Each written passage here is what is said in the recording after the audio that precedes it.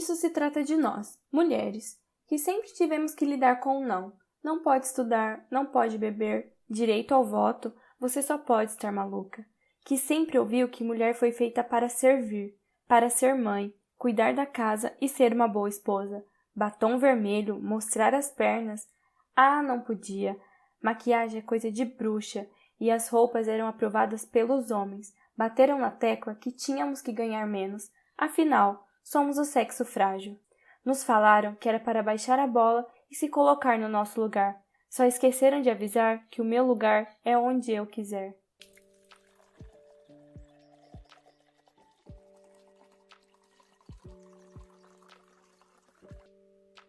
Olá, meu nome é Lilian Dias e está começando mais um episódio do podcast Um Café e uma Crítica, e hoje será um bate-papo bem tranquilinho sobre feminismo, desmistificando os preconceitos em cima da mulher feminista, até porque não existe um manual de como ser uma feminista, mas existe sim um propósito maior.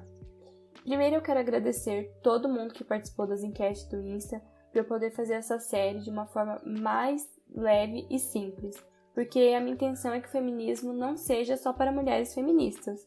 Ele precisa ser uma discussão de todos e eu tô aqui para tentar mostrar que isso pode ser fácil, ele não precisa ser difícil, não precisa ter briga e tem que ser algo que todo mundo entenda, inclusive os homens, para eles poderem discutir sobre. A palavra feminismo, ela foi ouvida pela primeira vez na nossa história por volta de 1800 na França, e foi a luta da Olympe pelos direitos das mulheres, e foi durante a época da Revolução Francesa. Ela questionava o liberté, égalité, fraternité, não sei falar francês, desculpa, que era igualdade para todos, mas esses todos eram homens, e ela questionava muito isso através das suas peças de teatro, dos seus textos e tudo que ela produzia. E adivinham o que aconteceu com ela? Foi guilhotinada por questionar os direitos republicanos. E a Olympe é um dos maiores símbolos da luta feminista, principalmente a francesa, porque naquela época o nome feminismo ainda era bastante confuso. Teve até uma doença hormonal que chegou a se chamar feminismo nessa época e depois mudaram o nome, né? E foi mais para o século XIX que ele surgiu como um movimento social, filosófico e político. E o feminismo que conhecemos hoje, pautando a desigualdade de gênero, foi entendido quando a Simone de Beauvoir publicou O Segundo Sexo em 1949 e trouxe pra gente todo esse significado de feminismo que levamos em conta até hoje. Então, feminismo é um movimento de defesa dos direitos das mulheres para que a gente consiga viver com dignidade e mais equidade entre os gêneros.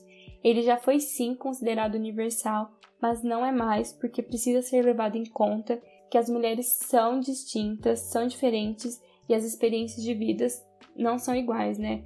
E é preciso respeitar muito isso, porque as mulheres são negras, são indígenas, trans, lésbicas, bis, enfim, cada uma parte de um ponto próprio de sua vivência.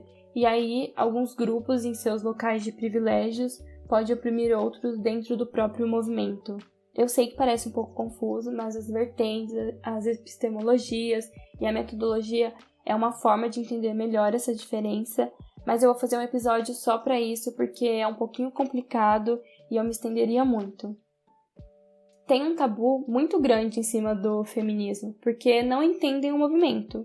Veem ele como uma disputa entre homens e mulheres, e não é isso. Quem disputa com o machismo é o feminismo, que daí sim é a mulher querer ser superior ao homem. Mas o feminismo não tem nada disso, a gente busca igualdade de gênero, não ser superior ao homem.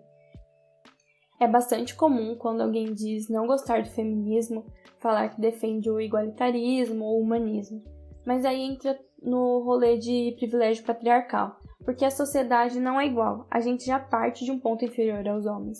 E dessa forma, falando do igualitarismo, descredibiliza toda a nossa luta, que não é pouca e que estamos conquistando durante muitos anos. A luta feminista no Brasil, como em toda a sua história, não foi nada fácil, e quando paramos para pensar em data, aí bate aquele desespero, porque historicamente estamos falando de ontem. Uma das pioneiras do feminismo brasileiro foi a Anísia Floresta, que publicou um livro em 1832 chamado Direito das Mulheres e Injustiça dos Homens, e no seu livro ela reforça que somos capazes de assumir cargos de liderança e desenvolver qualquer papel na sociedade que um homem já faça. Mas tem algumas conquistas que chocam bastante, porque imaginar que isso já não foi um direito básico, sabe, é meio difícil de lidar.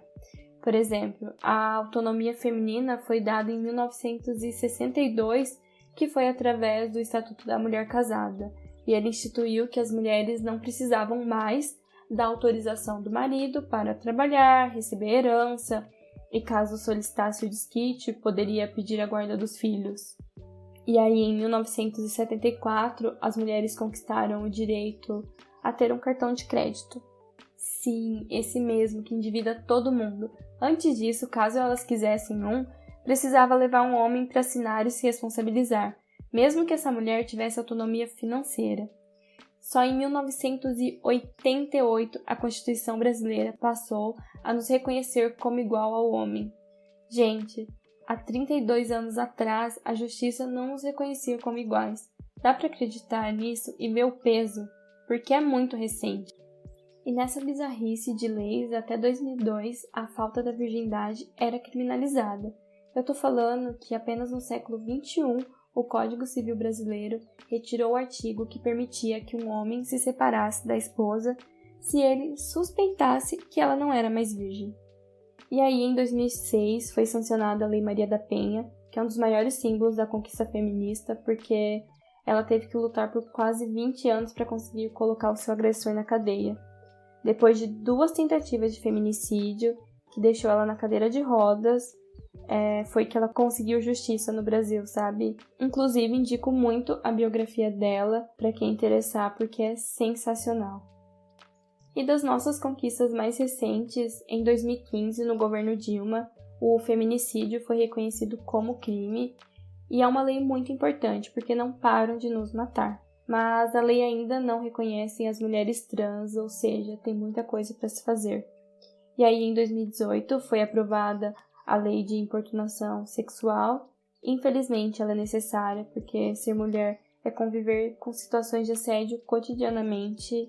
E eu boto a minha mão no fogo para dizer que todas as mulheres que escutam meu podcast já passaram por diversas situações de assédio. Não que a gente tenha parado de ser assediada com a lei, até porque acredito que tenha homens e mulheres que nem saibam que ela existe, mas é uma forma legal de defender o nosso direito de ir e vir, né? Existem muitas outras conquistas importantes, mas eu ficaria horas falando, e o que eu quero dizer é que tá tudo bem você criticar o feminismo, mas não dá pra dizer que ele não te ajudou, porque se você pode expressar a sua opinião hoje em dia, é graças às mulheres que lutaram pelos direitos básicos que temos hoje. Ainda temos muita luta pela frente, somos o 5º país mais populoso do mundo, nós mulheres somos mais da metade da população, e mesmo assim ocupamos 15% dos assentos no Congresso, ganhamos 23% a menos que os homens, e somos o 5º país no ranking mundial do feminicídio.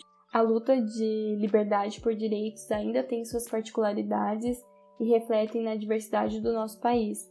E apesar de eu me identificar com o feminismo socialista, com o flerte diário, com o marxista, eu acredito que as mulheres negras precisam estar na linha de frente da luta por igualdade, liberdade, justiça, porque elas estão há mais de 30 anos lutando para conquistar os direitos que as mulheres brancas já tinham. Quando eu comecei a ler sobre o feminismo negro e o quanto a luta é diária, eu entendi ainda mais os perigos do racismo, da importância de acabar com a violência contra a mulher, feminicídio e todos os tipos de assédio, porque as mulheres negras são as que mais sofrem com isso, acreditem. A minha história com o feminismo começou em 2015, e é uma história meio clichê, né?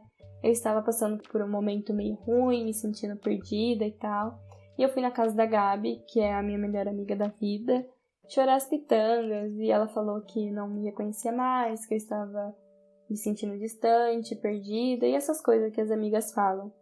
Aí eu lembro que eu voltei pra casa, meio borocochô, né? E eu fui mexer em uma rede social, e eu li uma frase da Frida, que eu vou ler ela pra vocês, porque ela me marca demais, que é assim: eu costumava achar que eu era a pessoa mais estranha do mundo, mas aí eu pensei, Tem que ter alguém como eu, que se sinta bizarra e imperfeita, da mesma maneira que eu me sinto. E eu imaginava esta pessoa, imaginava que ela também estivesse lá pensando em mim. Bom, espero que se for você essa pessoa e estiver lendo isso, saiba que sim, é verdade. Estou aqui, sou estranha como você. Olha, eu tô até emocionada. É linda, né? Depois disso, eu fui pesquisar sobre a Frida e quando eu descobri que ela era uma mulher que tinha enfrentado 1000 dificuldades, que era deficiente, comunista, precisa reforçar aqui porque o capitalismo adora vender ela apenas como uma pintora e uma mulher empoderada, mas ela é muito mais que isso. Ela era filiada ao Partido Comunista do México e militante incansável do comunismo e do feminismo. E aprendendo sobre a vida dela, eu fui me interessando pelo feminismo, principalmente o socialista e o marxista, que era o que ela acreditava e defendia, né? Aí depois eu fui entender melhor sobre o movimento feminista e onde eu me encaixava melhor nas vertentes e tal. E eu tenho a Frida tatuada para eu nunca me esquecer aonde eu me encontrei. Às vezes as minhas amigas vêm falar comigo sobre não se sentirem tão feministas e como saber se elas são. E eu sempre digo que você não precisa preencher um checklist do feminismo, nem tampouco ter lido 10 livros, visto 20 documentários, porque as pessoas são feministas e nem sabem. A gente descobre isso por coisas pequenas. Quer ver? Você se emociona com a Malala se formando na faculdade? Feminista. Você se arrepia com uma entrevista da Djamila? Feminista demais. E não se acha inferior a um homem só por ser mulher? Não preciso nem dizer. O feminismo é muito a gente agir em cima daquilo que acredita ser o certo, sabe? E eu não entendo realmente esses mitos em cima da mulher feminista, porque eu nunca bebi o sangue da minha menstruação. Eu sou hétero, gosto de me arrumar, não odeio todos os homens, tenho até amigos que são. Alguns, tipo o presidente da república, a gente odeia mesmo, porque não tem quem goste. Eu não sou revoltada, apesar de eu entender as mulheres que são, porque atrás de toda revolta tem uma história de agressão. Então imagina você ser estuprada pelo seu pai durante, 8 anos da sua vida e não poder se revoltar com isso. É impossível e totalmente compreensível.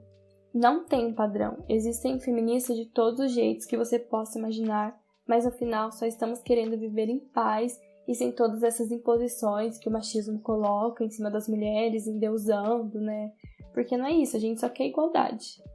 Um dos maiores questionamentos, né, falando sobre homem, é se pode ser feminista ou não. Aí, falando para um lado mais acadêmico, né, depende muito da sua região geográfica, né? Na Índia, majoritariamente das feministas não vem problema algum do homem ser chamado de feminista.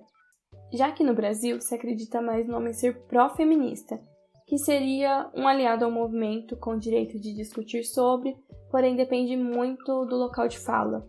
Se o lugar só tiver homem, você tem o direito de falar sobre à vontade. Agora, se tem uma mulher e você interrompe para explicar o que ela já estava dizendo, aí vamos ter que te entregar aqui o troféu de biscoiteiro, né? Brincadeira, homens, não odeio vocês. Uma opinião mais particular minha é que precisamos dos homens. Os poderes públicos majoritariamente é composto por homens e são eles quem decidem as aplicações de recursos públicos, e conscientizando a liderança masculina da necessidade e como é preocupante a violência contra a mulher, que é um dos pontos principais, já é meio caminho andado. Então, se você for fazer algo útil e querer se intitular como feminista, para mim é indiferente, contanto que faça algo. E lembrando que estamos em ano de eleição e é muito importante vocês votarem em mulheres feministas. O feminismo é um caminho sem volta. Quanto mais você aprende sobre as questões das mulheres, mais quer aprender. E se torna impossível continuar vivendo como antes, porque, apesar dos dados e de todos os problemas que encontramos no caminho, temos muitos exemplos inspiradores de pessoas que estão tentando construir um mundo menos opressor e mais igualitário. Agora, se você me perguntar quando chegaremos lá, infelizmente não saberei te responder. Mas chegaremos, porque nós somos mulheres e o futuro é feminino.